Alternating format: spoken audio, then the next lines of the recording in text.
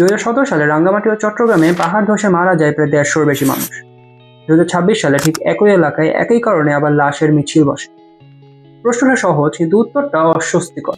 এটা কি শুধু একটি প্রকৃতির খেলা, নাকি এটি নিজের তৈরি করা একটি বিপর্যয়? বিজ্ঞানীদের গবেষণা বলছে বৃষ্টি এখানে শুধু একটি ট্রিগার, আসল কারণ লুকিয়ে আছে অন্য জায়গায়। চট্টগ্রামের পাহাড়ি জেলাগুলোতে দশকের পর দশক ধরে চলছে অবৈধ পাহাড় কাটা। জমির সংকট, বাড়তে থাকা জনসংখ্যা আর বিনা নিয়ন্ত্রণে গড়ে ওঠা বসতি, এই তিনটির কারণে পাহাড়ের গায়ে তৈরি হচ্ছে ঘরবাড়ি, যেটা থাকার কোনো কথা ছিল না।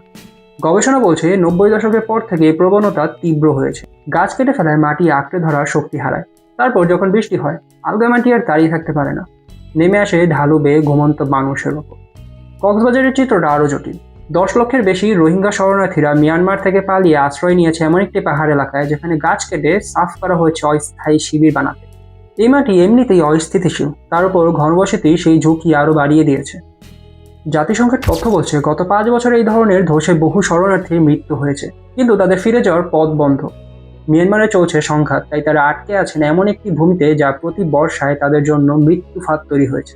গবেষকদের সাক্ষাৎকারে বারবার উঠে এসেছে একটি কথা: কোন সংস্থা পাহাড় কাটা বন্ধ করবে, কে অবৈধ বসতি বসাবে, কে আগাম সতর্কতা দেবে। এসব নিয়ে স্পষ্ট নীতি ও বাস্তবায়নের ঘাটতি দীর্ঘদিনের। মানুষ জানে তারা ঝুঁকিপূর্ণ জায়গায় থাকছে, তবুও তারা সেই জায়গা থেকে সরছে না, কারণ জমিটা তাদের অবৈধভাবে পাওয়া। সরে গেলে ফিরে পাওয়ার নিশ্চয়তা নেই, ফলে একই ভুল প্রতি বছর পুনরাবৃত্তি হচ্ছে। জলবায়ু পরিবর্তন বৃষ্টিকে আরও অনিয়মিত ও তীব্র করে তুলছে। গবেষণা স্পষ্ট বলছে, জনসংখ্যা চাপ, অপরিকল্পিত নগরায়ন, বন উজাড় আর প্রাতিষ্ঠানিক দুর্বলতা এই মানবসৃষ্ট কারণগুলোর প্রতিটি ট্র্যাজেডিকে আরও ভয়ঙ্কর করে তুলছে। প্রকৃতি ট্রিগার টানে ঠিকই, কিন্তু বন্দুক বোঝাই করি আমরা নিজেরাই।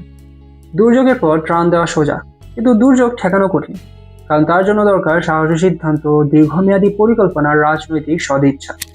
যতদিন না আমরা কারণের গোড়ায় হাত দিই, ততদিন পর্যন্ত বর্ষায় একই খবর দেখতে হবে। আপনার কি মনে হয় চক্র ভাঙা সম্ভব? কমেন্টে জানান।